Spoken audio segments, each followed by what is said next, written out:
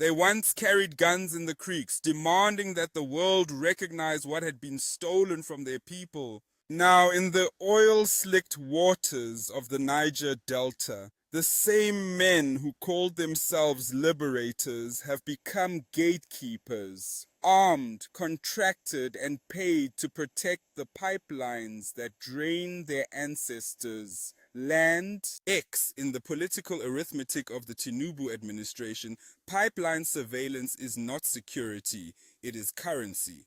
And the currency flows to those who know how to brandish both a grievance and a gun. Asari Dokubo, Tompolo, and even the Olu of Wari figures who once represented resistance, tradition, and regional pride now jostle for contracts worth hundreds of millions of dollars. Asari accuses Tompolo's Tantita security of monopoly. Others whisper that the Olu's associates receive even larger slices. But the argument is not about justice. It is about division of spoils.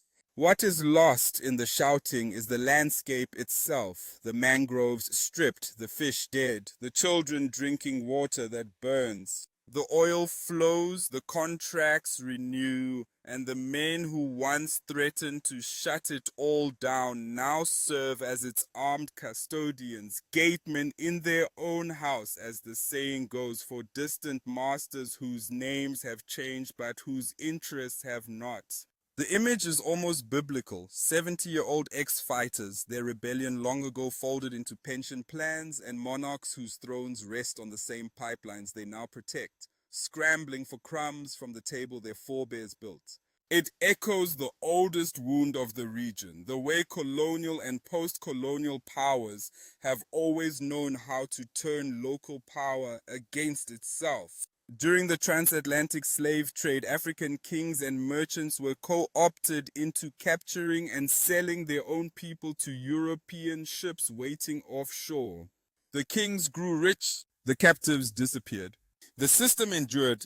Today's contracts are yesterday's manillas. The names have changed, but the pattern remains. Divide the leaders, buy the strong men, and the people will have no one left to speak for them. The Delta's wealth still leaves by ship. What returns is not development, but patronage. The infrastructure decays. The environmental devastation continues. And the former militants who once threatened